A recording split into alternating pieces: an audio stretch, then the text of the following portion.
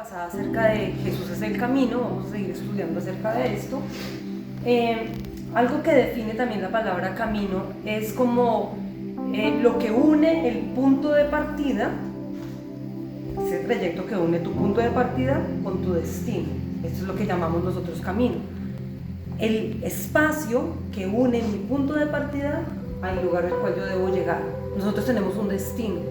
Y nuestro destino es la eternidad. Dice la Escritura que nosotros somos peregrinos, somos extranjeros, somos advenedizos en esta tierra. Acá estamos simplemente de paso. Lo que pasa es que a veces creemos que nos vamos a quedar acá para siempre.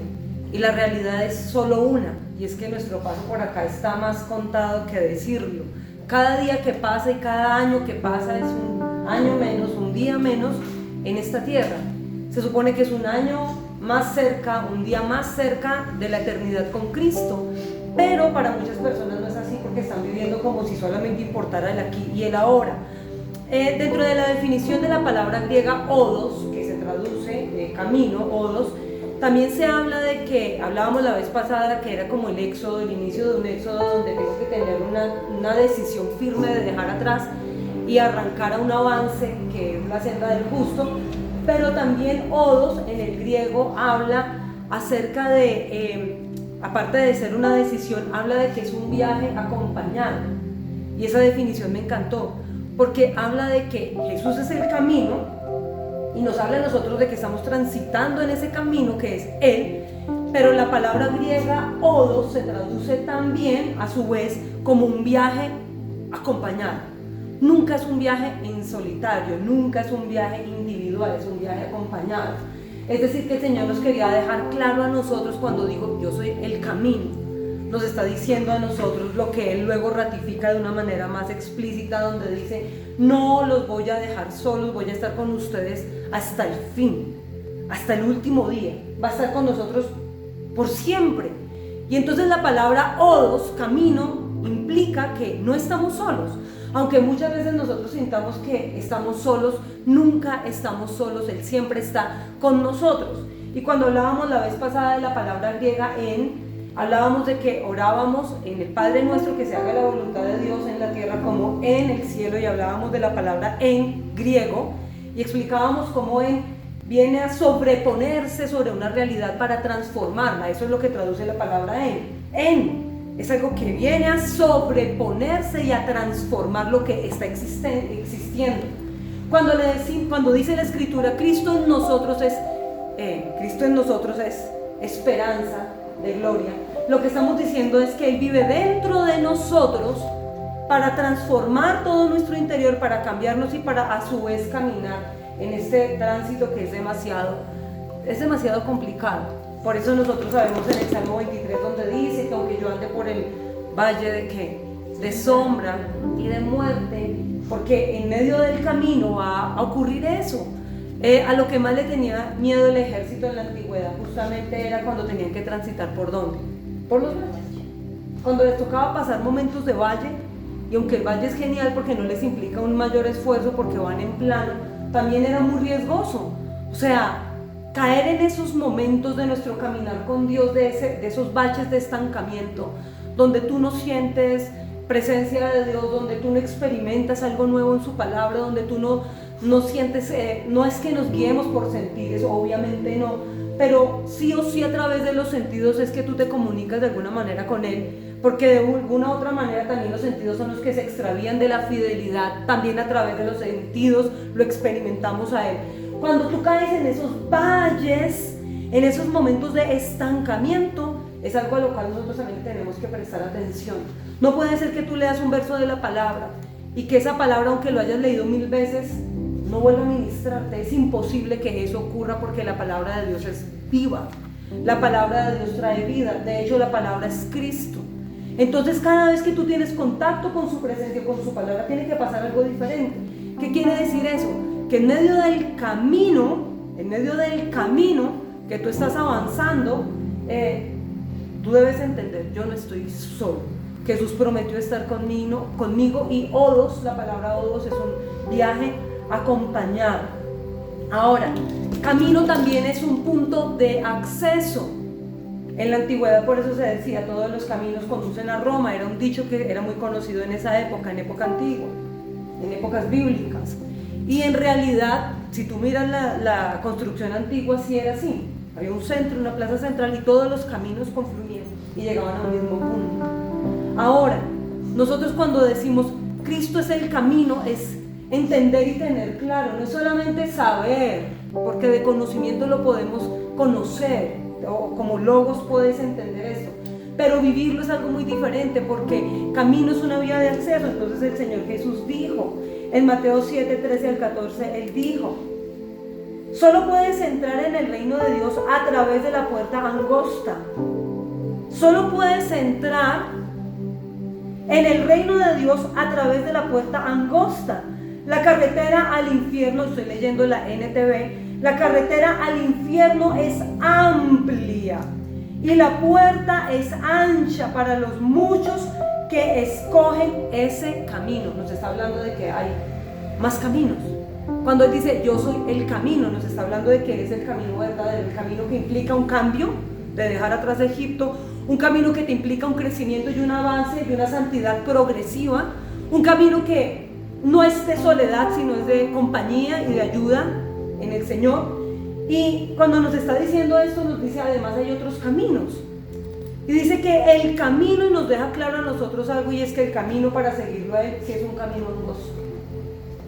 Y dice que el camino o la carretera para irse, y lo dice en la NTV, me encanta cómo lo traducen literalmente, porque dice la carretera o el camino que lleva a la gente al infierno es demasiado amplio, es muy ancho, es muy espacioso, pero los lleva directamente al infierno. Por eso dice que hay muchos caminos que al hombre le parecen rectos en su propia opinión, pero al final son caminos de muerte. Entonces no todo lo que la gente diga normalmente que es bueno. Y nosotros como hijos de Dios y escogidos de Dios tenemos que aún ser más celosos. No todo lo que los medios de comunicación promueven. De hecho, no todo lo que muchos líderes cristianos y religiosos promueven en la actualidad es bueno. Tenemos que ser selectivos y tenemos que ser celosos. ¿Cómo entonces yo sé cuál es el camino verdadero si fulano de tal que tiene una mega iglesia, que lleva un pastorado de 40, 50 años, que es pastor nombrado, apóstol ungido, que sus padres eran pastores, que eran misioneros o apóstoles, y viene de una genealogía que cualquiera de nosotros diríamos, wow, nos descresta, quisiéramos haber nacido por allí en una genealogía así de privilegiada, de siervos de Dios? Al contrario, fuimos injertados.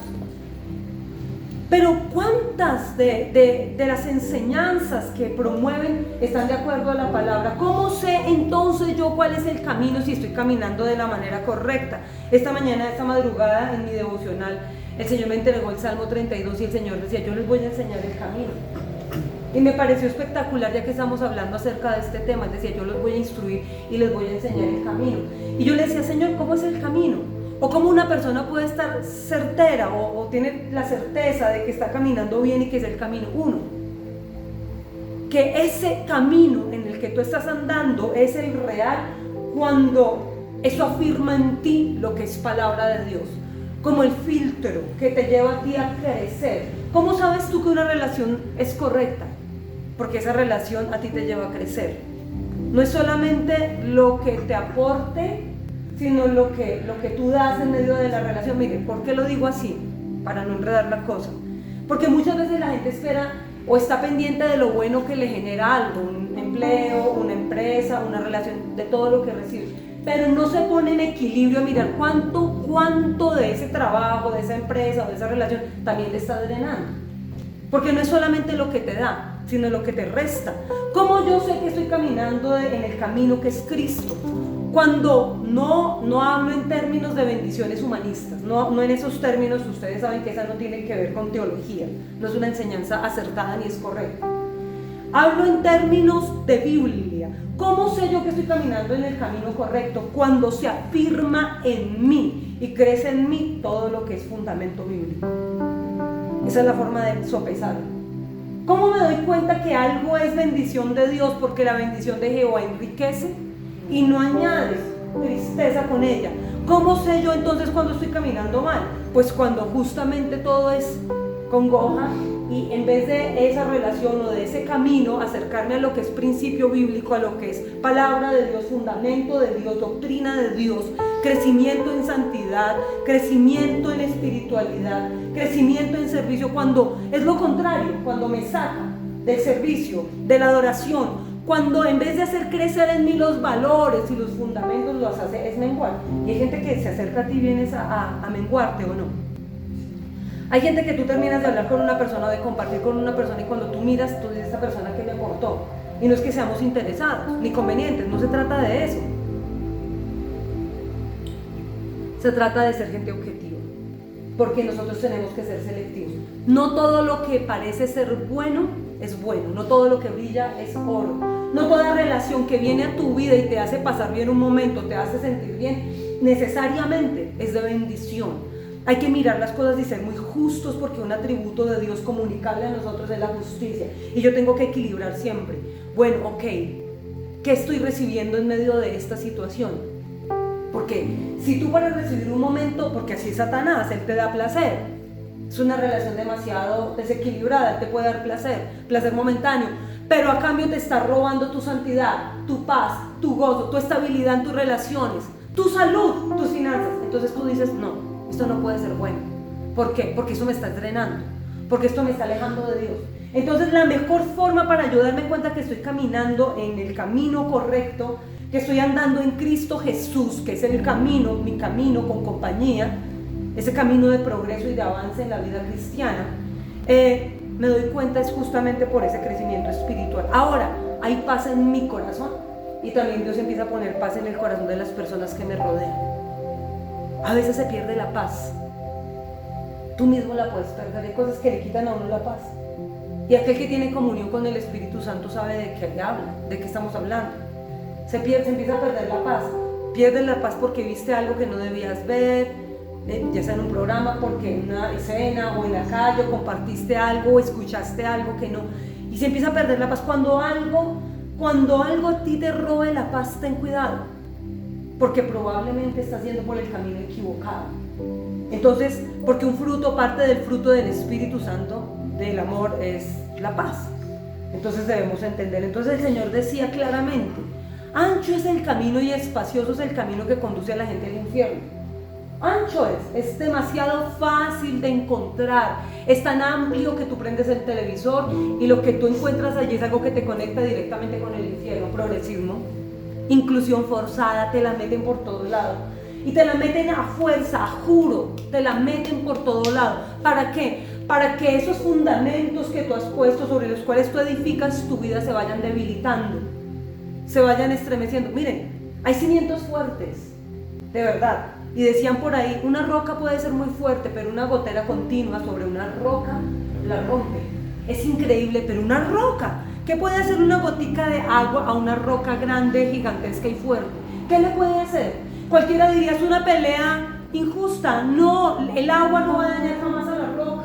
Es imposible que la quiebre. Y les voy a decir que la constancia de la gota de agua sobre la roca fuerte, impenetrable, la puede quebrar, porque es la constancia. Y el enemigo es constante en sus ataques. El enemigo es constante, es como una gotera continua y constante, trabajando y trabajando y trabajando sobre la mente humana para destruir, para hacer que los cimientos se estremezcan y se debiliten. Y en el momento que los cimientos y los fundamentos en nosotros se debilitan, perdimos todo, porque la batalla se gana o se pierde acá en la cabeza. Entonces tú prendes cualquier escena, cualquier programa que es buenísimo, que es excelente, que empezó bien, que su primera temporada te aportó, aprendiste, y luego empiezas a ver con el paso del tiempo cómo empiezan a meter la inclusión por todo lado. Inclusión, y esa fuerza, ¿para qué? Tú dirás, uy, qué asco, adelantemos eso. Pero Satanás sabe lo que está haciendo. Él sí sabe que es una goterita que ha dejado ahí para romper. Él sabe lo que está sembrando. Él sabe lo que está dejando guardado allí para que tú empieces a pensar a futuro. Bueno, no está tan mal. Bueno, pues es que pobrecitos fueron abusados y pasó esto y pasó, bueno, es que también. Y empiezas a tener unos niveles de tolerancia y de justificación que te ponen a ti en una relación incorrecta con Dios y pelea con todo el mundo, pero nunca pelees con Dios. Que se levanten enemigos contra ti, no importa. Mientras que tu enemigo no sea el Señor, lo demás no importa. Porque pueden pelear contra ti, pero no te vencerán, como le dijo el Señor al profeta. Si este es un viaje de compañía, si es un camino acompañado, asegurémonos de ir por ese camino. Es lo único que nos tiene que importar. Asegurarnos de ir por ese camino, porque si yo voy en un viaje acompañado y conmigo va el fuerte y el vencedor, y yo estoy caminando, y puede oponerse toda la humanidad, y puede levantarse aquí y allá oposición, y pueden tildarme y acusarme y señalarme y calumniarme, pero si estoy caminando en el camino que es correcto, con la compañía que es la que necesita el odos, el camino, si voy con él, cuando pelean contra mí, a mí no me van a pegar. No. Es que por eso dice la escritura en Isaías 54, ningún arma forjada contra nosotros va a prosperar en tanto estemos afianzados y caminando, haciendo las cosas correctas en el camino correcto. Entonces, es lo único que nos tiene que importar, porque amplio es. No tengo nada en contra del performance en las iglesias. De hecho, vi una iglesia en Estados Unidos gigantesca que me gusta, admiro. Su pastora pasó por muchas cosas, ella inclusive me mandó un libro, me lo regaló, que ella escribió sobre todo cómo superó el abuso, y bueno, me lo mandó traducido a español. Y veía todo lo que hicieron en Navidad, un performance increíble, una cosa hermosísima, celebrando el nacimiento de Jesús. Y una cosa que uno dice, wow, es un espectáculo. Y yo no tengo nada en contra de eso, mientras que eso no venga a reemplazar lo que es la adoración, porque nosotros fuimos creados para adorarlo a Él. Dios no necesitó del hombre, Él no necesitaba del hombre, el Señor no necesitaba del hombre, Él lo creó en el Edén para compartir con Él su amor. Él nos creó para compartir su amor en nosotros. Él no nos creó porque, ay, no, necesito del hombre, no, Él no necesita, ni nos necesitó antes ni nos necesita ahorita. Nosotros sin Dios somos nada, lo necesitamos a Él, y necesitamos que ese propósito de eternidad y que su amor compartido en nosotros se cumpla, que ese propósito de adoración se cumpla en nosotros. Entonces podemos hacer muchas cosas, siempre y cuando en todo lo que hagamos lo adoremos a Él, y sí se puede, porque nacimos para adorarlo. Sea lo que sea que tú estés haciendo, decía Marcos Brunet, danos las manos de Marta, el corazón de María. Necesitamos trabajar para Dios, pero necesitamos trabajar a Él en adoración. Ese es el verdadero camino, y dice que es amplio ese camino. Y dice, para muchos que escogen ese camino, en el verso 13, vamos a ver el 14, dice, sin embargo, la puerta de acceso a la vida, o sea, Él es la vida, camino, verdad y vida. Sin embargo, la puerta de acceso a la vida es muy angosta y el camino es difícil. Y solo unos pocos los que alguna vez solo unos pocos los que alguna vez lo encuentran. Y esto me implica, como es un camino angosto, implica que sea buscado por ti. El camino ancho a ti lo encuentras por todo lado, eso está en todo lado, está plagado el camino ancho, eso nos invade por todo lado. Pero para encontrar el camino angosto exige una búsqueda de tu parte. ¿Y por qué Dios lo hizo así? ¿Por qué? ¿Por qué el Señor permite que sea así? ¿Por qué no lo hizo de la manera contraria? Porque el Señor no quiere robots siguiéndolo a Él, ni gente que lo siga por obligación, ni que le sirva por miedo. No, aunque le adoramos con temor reverente, lo que quiere de nosotros es nuestro amor. Lo que Él busca de ti y de mí es nuestra adoración en verdad, en espíritu. Que le amemos, que seamos capaces de amarlo por quien es Él. Es lo que quiere de ti y de mí, es nuestro amor, es lo que Él busca, que le amemos, es lo que Él anhela, que le amemos. Porque Él nos amó primero y Él espera de vuelta todo nuestro amor. El amor que se materializa, el amor que se ratifica, que se certifica con obras de amor, con frutos de amor, con frutos dignos de arrepentimiento. Ese es el amor que Dios espera de nosotros. Él no quiere un ejército de robots. Si fuera así, entonces el Señor hubiera eliminado el camino ancho y el angosto, y nos hubiera dejado absolutamente todo para que fuera casi una obligación. ¿Qué ¿qué cuestión que sea por obligación se disfruta? No, nada. Que a usted lo obliguen a hacer algo, que le obliguen a hacer algo que a usted no le nace, es que ahí ya no hay amor. Lo que se hace por obligación deja fuera el amor, siempre lo he dicho. Lo que se hace por un compromiso de obligación, por un papel firmado, no, pues es que toca porque somos esposos. No, pues es que toca porque ya escogí para siempre esta vida, esta mujer o este marido. Entonces, como toca porque no hay. Y es gente que todo el tiempo es desleal desde el corazón y desde el pensamiento. Porque lo que está haciendo lo está haciendo por obligación, por un compromiso, por un papel, por el que dirán, por miedo a las consecuencias, por miedo a meterse en problemas con Dios, qué sé yo. Lo que se hace por obligación deja fuera todo amor.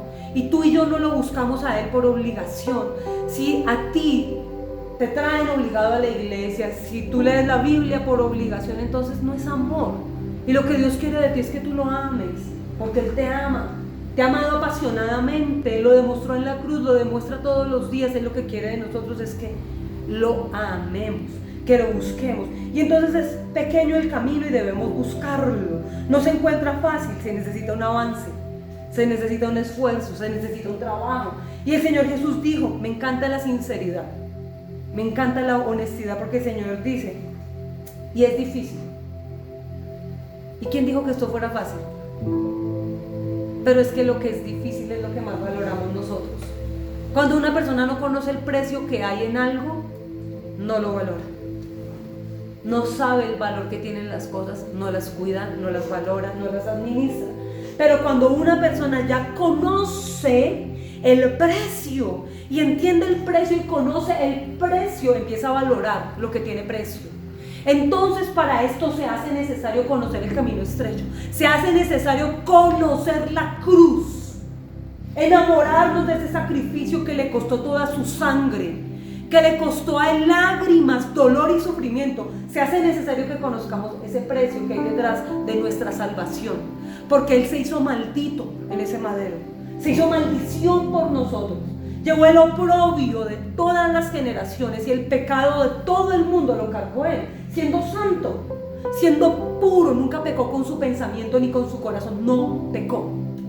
Y entonces nosotros debemos entender el precio que hay de todo eso. Cuando empezamos a comprender esto, empezamos a caminar no por miedo, sino por amor. Y yo creo que esa es la etapa más linda que nosotros podemos experimentar, porque quizás, y yo lo digo con honestidad, cuando llegamos al Señor llegamos tal vez con una herida, la embarramos, metimos la pata, veníamos todos averiados, rotos, quebrados, fallando, lloramos, nos quebramos, pecamos, ¿cierto? Venimos así como quebrados y en pedazos. Y venimos y empezamos a caminar con Él. Lo primero que recibimos es sanidad. Pero el acto seguido, cuando empezamos a caminar con Él, lo que pasa muchas veces es que empezamos a seguirlo por miedo. ¿Por miedo a qué? Por miedo a volver a estar rotos, tal vez. Por miedo a las consecuencias, por un temor.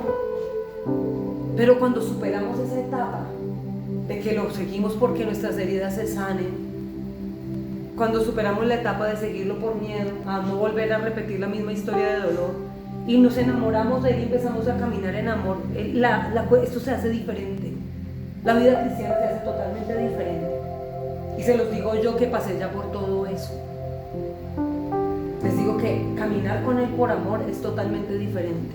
Cuando ya uno empieza a amarlo y a enamorarse de Él, uno disfruta adorarlo. Uno disfruta las cosas que son de Dios, uno las disfruta, que le cuesta la carne, sí, que es difícil, sí, pero tampoco podemos decir, ay no, porque si decimos que esto es tan tormentoso, para mí es tan difícil venir a la iglesia, yo lucho tanto, porque en este momento quisiera estar quién sabe en dónde y no acá. O sea, ahí hay un problema. Ahí hay un problema, porque el que es espiritual ama lo que es espiritual. El que es de la carne ama lo que es de la carne. Y el que ya encontró el camino estrecho y disfruta amar a Jesús, disfruta también las cosas que son de Él. Inclusive el ayunar se disfruta. Aquel que en medio del ayuno sabe cuál es su identidad. Aquel que lo sigue a Él por amor. Aquel que entiende que lo que Él hizo fue tan grande que un ayuno es algo muy mínimo que uno puede hacer. Que adorarlo a Él, que levantar las manos hasta que duelan muchas veces. Que estar en pie. Por Dios, nuestra iglesia adora en pie. Nosotros aprendimos a orar y a adorar en pie porque aprendimos el significado de las palabras de adoración y de alabanza en hebreo, las estudiamos y entendemos que nos levantamos, aunque nuestro esqueleto no quiera levantarse. Nos fortalecemos en Cristo porque queremos darle a Él una ofrenda de respeto, de reverencia. Obviamente hay momentos de postrarse, hay momentos donde tú le adorarás desde tu cama, qué sé yo, en la ducha, en la cocina, en el carro, en el Transmilenio, bueno, en fin. Pero cuando decimos vamos a adorar y vamos a dar una ofrenda, nos levantamos, porque acá está el dignatario, porque acá está el gobernante, porque acá está el soberano, porque acá está el grande, porque está el importante. Ante una persona importante tú te levantas, ¿cierto? Si llegó alguien importante, la gente se levanta a saludar. ¿Y por qué cuando entra la presencia de Dios la gente le cuesta? Entonces nosotros hemos entendido muchas cosas y las hacemos desde el amor. Cuando tú adoras desde el amor, cuando tú sirves desde el amor, las cosas cambian. Entonces vemos acá que hay un camino. Dice en Deuteronomio 30, 15 al 16 en NBI, dice: mira, hoy te doy a elegir una vida, a elegir vida y prosperidad, o muerte y destrucción. Hoy te ordeno que ames al Señor tu Dios, que andes en sus caminos y que cumplas sus mandamientos, estatutos y leyes. Así vivirás y te multiplicarás, y el Señor tu Dios te bendecirá en la tierra a la cual vas a entrar para tomar posesión de ella. Esto lo dice Deuteronomio 30, 15 al 16. Hay camino delante de nosotros, hay camino para escoger. Hay un camino de vida y hay un camino de muerte. No hay un punto medio. No hay un punto medio. No hay un punto central. O tú caminas con Dios o tú simplemente le das la espalda a Él. Y es lo que la gente a veces no entiende. Y la gente trata de traer todo el mundo a la vida ministerial. Tratan de hacer cosas como las que hace el mundo, pero dentro de la iglesia, para que no se vean tan feos y para aquietar su conciencia. Cantan canciones con melodías del mundo, pero les cambian la letra para que no se sientan tan mal, porque ya no es para la fornicación ni para la inmoralidad, es para Dios, entonces ahora es bonito. No, considero que eso es parte del camino amplio, que confunde a la gente, que engaña a la carne, que aquieta conciencia, que tal vez es como una especie de remordimiento quizás. Se necesita un verdadero arrepentimiento para caminar en este camino. Solamente hay dos caminos, Deuteronomio lo deja claro. Ustedes tienen la oportunidad de caminar para vida, tienen la oportunidad de caminar para muerte, escojan ustedes. Eso no lo va a escoger nadie, no lo vas a escoger tú por él, jamás. Eso lo tiene que escoger él, y tiene que ser él consciente de que debe amar al Señor para él escoger ese camino.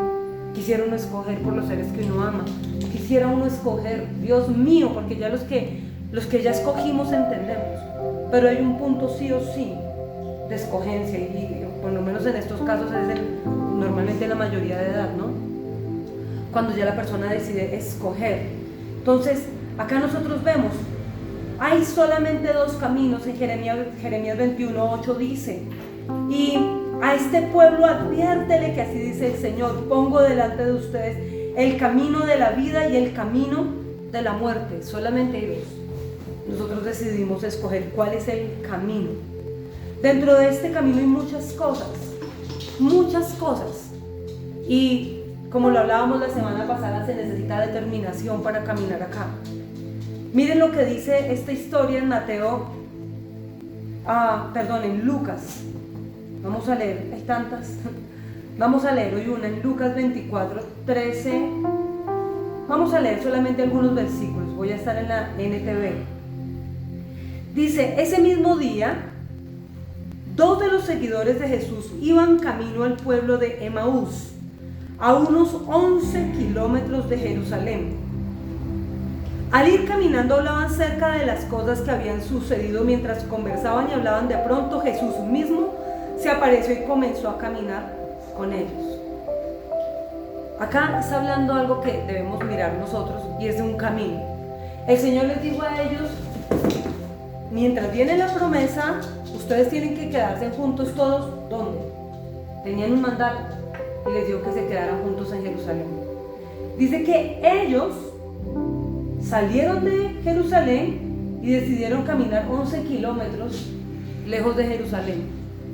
decidieron irse a otro lugar.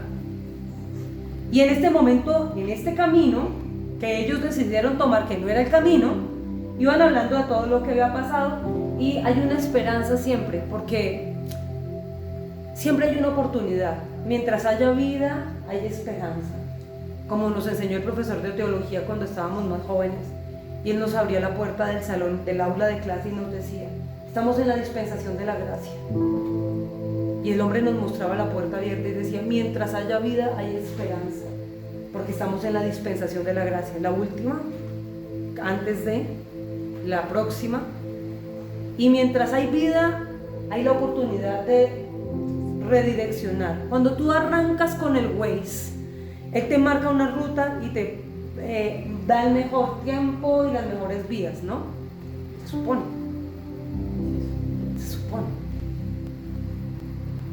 Quien tiene el Waze tiene la oportunidad también de salirse del camino y de agarrar otro. Y él empieza a recalcular y a redireccionar y a tratar de que tú vuelvas al camino. Muchas veces nosotros somos así, empezamos a caminar con el Señor y empezamos a tomar decisiones aparentemente buenas y son malas.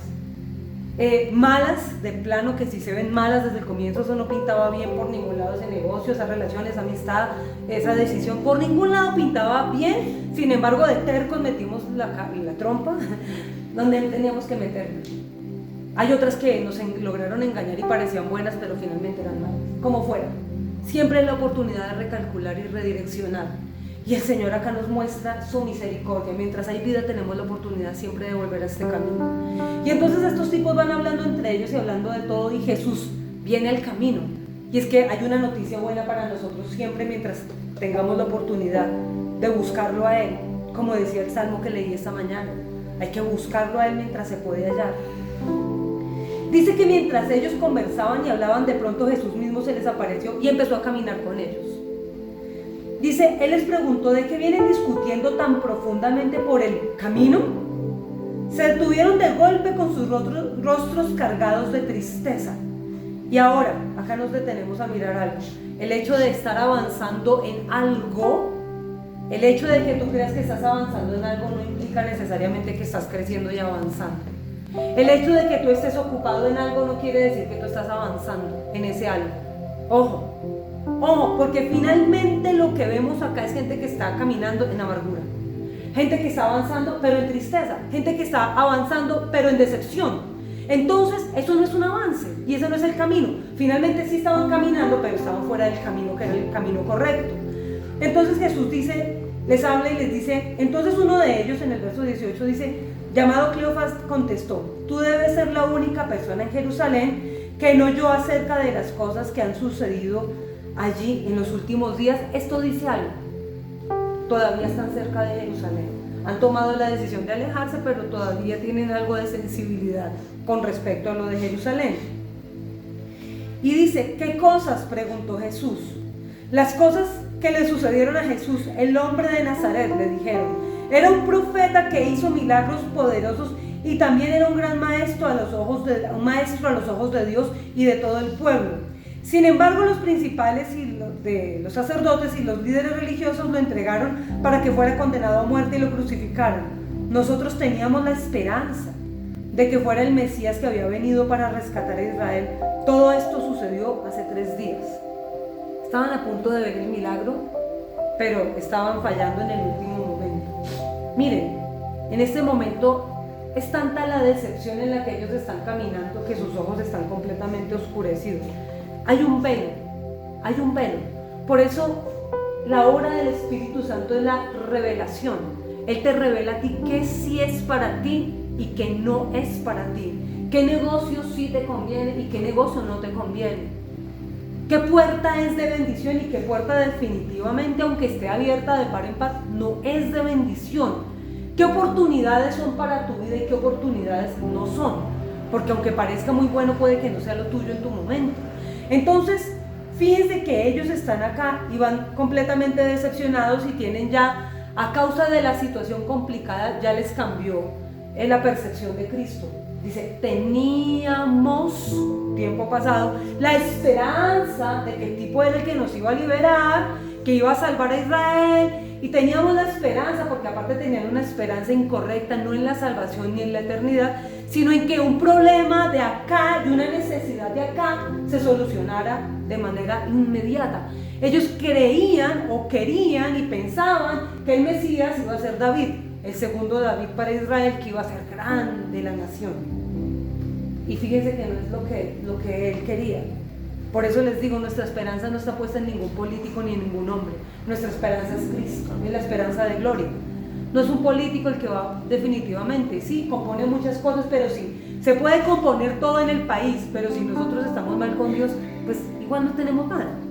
Necesitamos estar en el camino correcto. Y entonces dice ellos, pensábamos que este tipo iba a solucionar los problemas económicos, políticos y sociales que estábamos enfrentando, es lo que ellos están diciendo, parafraseándolo y profundizando, porque era la situación de Israel política y social y, bueno, económica. Estaban mal en ese momento. Ustedes saben que ellos eran vasallos de los romanos, tributarios. Estaban en un momento de mucha opresión y de mucha necesidad, y todo parecía ir en decadencia. Y cuando parece ir todo de mal en peor, aparece Jesús, el maestro, el profeta. Pero piensan que Él es el Mesías que va a componer todo el problema momentáneo, y resulta que ellos dicen en este punto, no, resulta que no era Él. Entonces ya no lo nombran el Mesías, sino empiezan a hablar del profeta y del maestro. Fíjese cómo cuando nosotros pasamos por momentos de dificultad, empezamos a tener y no tenemos una, bueno, vamos a poner en orden. Cuando pasamos por un momento difícil y no nos aferramos al camino, sino que nos desviamos, nos salimos del camino, empezamos a tener una percepción errada de la soberanía de Dios. Miren, cuando nosotros enfrentamos crisis es cuando más tenemos que buscar presencia de Dios. Yo se los he dicho.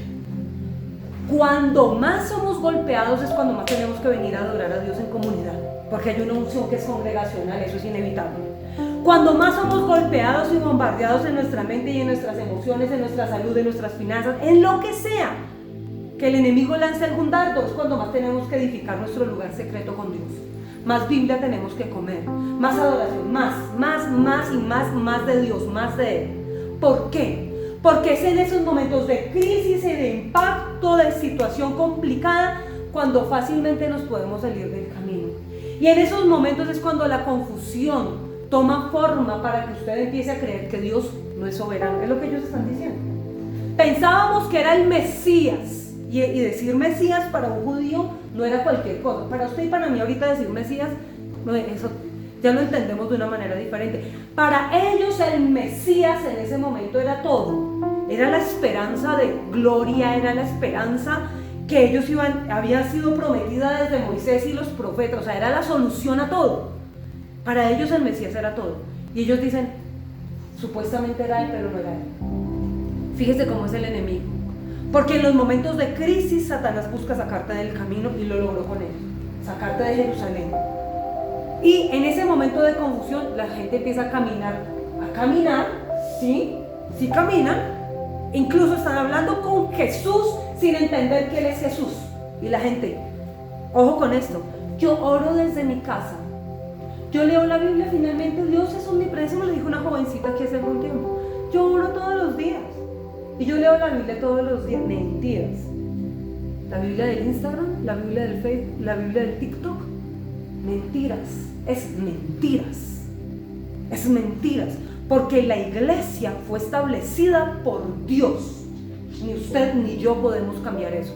Fue la única institución, y lo hemos hablado 1000 veces en este último año.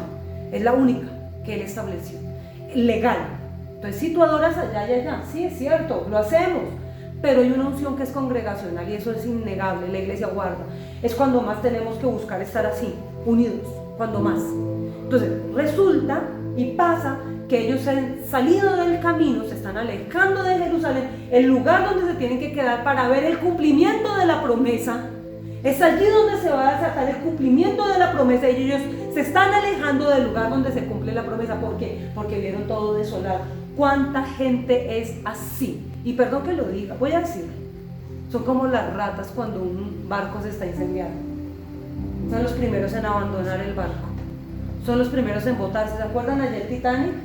Que los primeros en huir, en buscar su comodidad y su salvación. Y así es mucha gente. Esta cuestión se está poniendo como complicada acá. Es más fácil abandonar. Una relación se pone difícil. No tenemos gente que pelee. O sea, la gente se volvió tan frágil y tan de cristal que una relación está en riesgo y en vez de trabajar para sacar esa relación adelante, prefiero abandonar. Esto está muy complicado, esto es muy difícil. La iglesia, no, está complicado el tema en la iglesia porque tal cosa o porque pasó eso, y son los primeros en querer abandonar y salir huyendo. Quieren abandonar, quieren desertar en la empresa, quieren desertar de la familia, quieren desertar de todo lado, porque quieren abandonar supuestamente en medio de su confusión. Gente de cristal, se necesita gente que se quede a pelear, porque cuando la gente persevera, miren, cuando hay una promesa y la gente se queda en el camino a perseverar sobre la promesa, es la gente que va a ver el cumplimiento.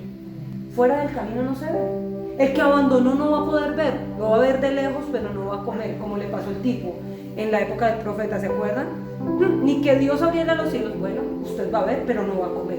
Y mucha gente que no ha perseverado en este camino de esfuerzo, porque es una puerta muy estrecha y es difícil caminar acá, es re difícil, pero el amor lo hace más suave. Es difícil, sí, pero el amor te hace más suave la carga, ¿no? Cuando tú tienes un hijo y tú lo amas tanto y te despierta en la madrugada y tú estás agotado y fastidiado y tal vez maluco y es un bebé que necesita de ti, ¿qué es lo que nos mueve pararnos en medio de la madrugada?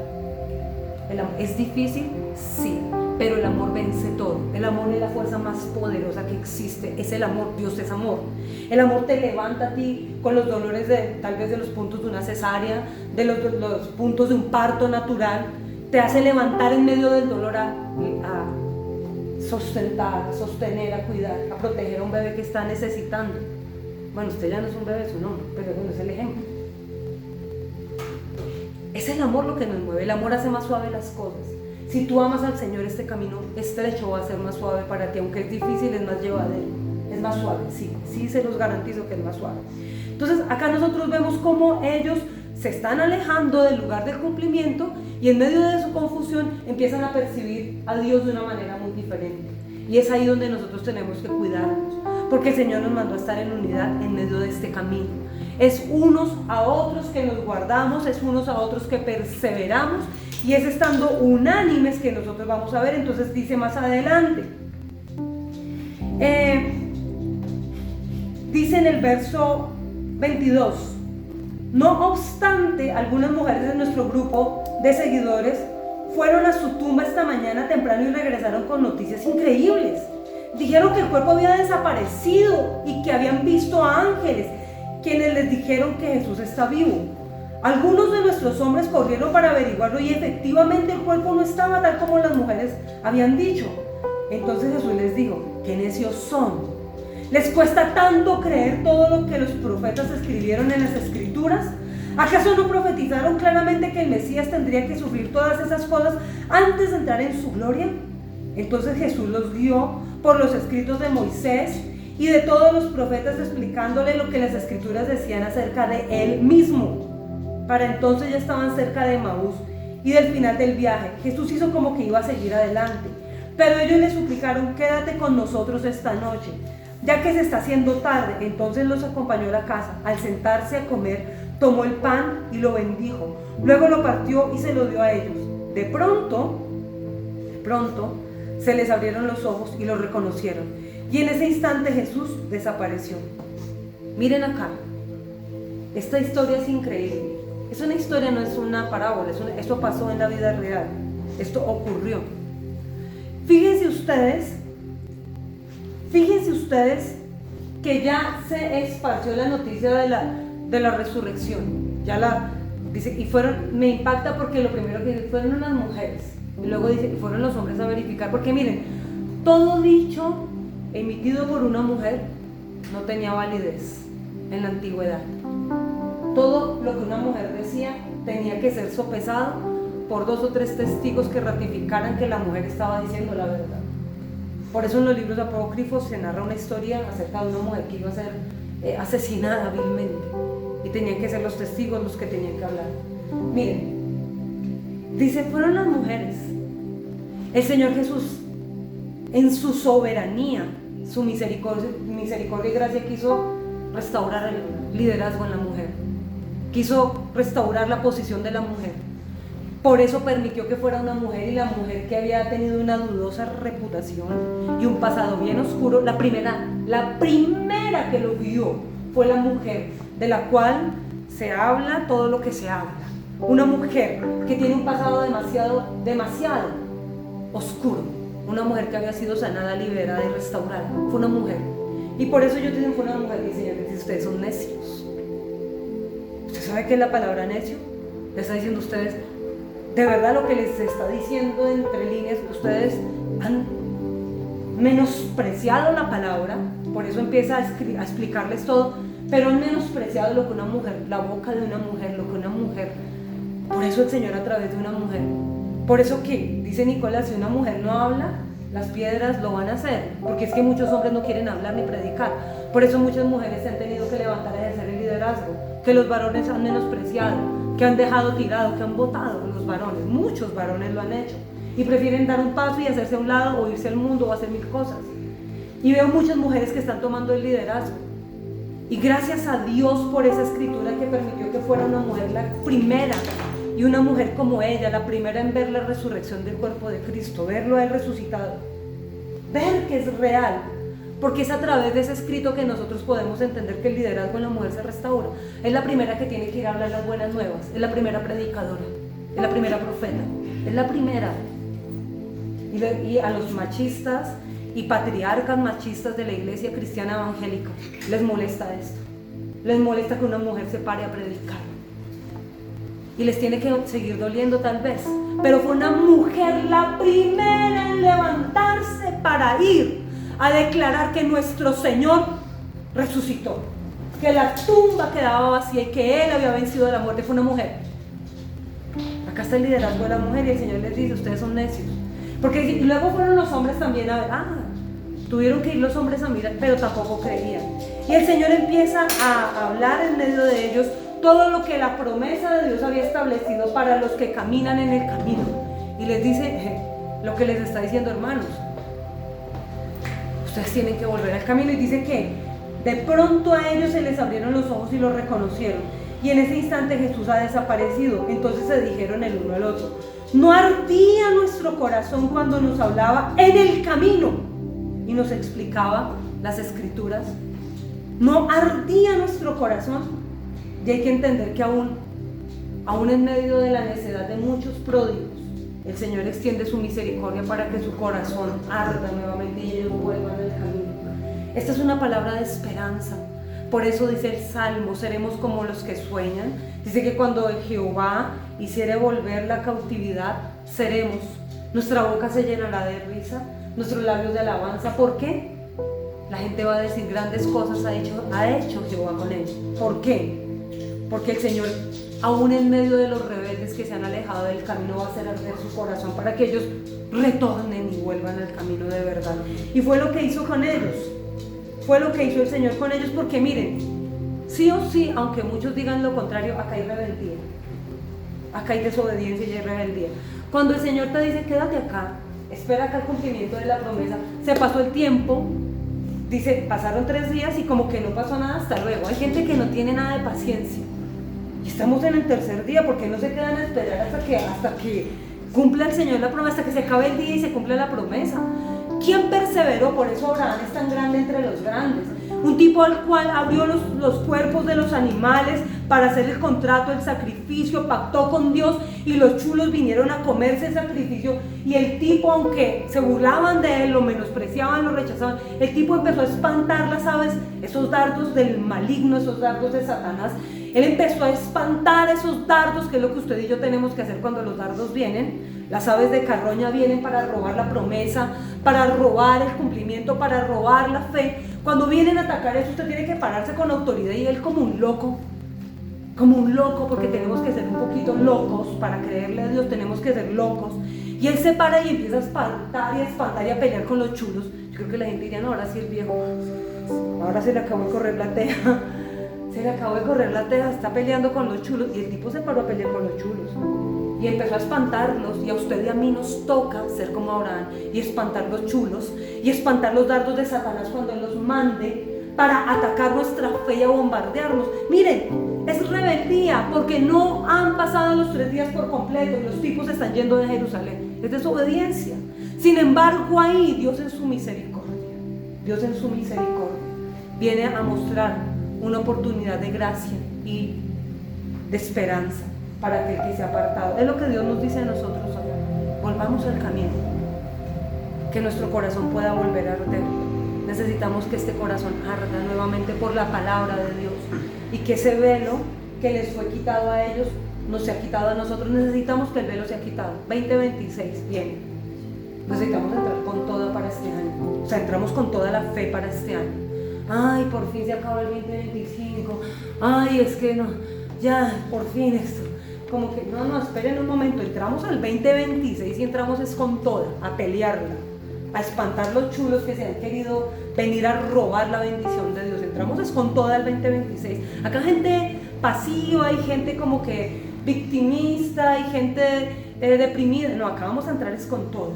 Al 2026 entramos con la mejor actitud, porque Dios nos dio palabra para este año. Amén. Y necesitamos que nuestro corazón arda nuevamente y que el velo sea quitado. Usted necesita que el velo sea quitado este año para saber qué negocio, qué decisión, qué camino tomar, qué hacer, qué no hacer. O sea, para absolutamente todo. Señor.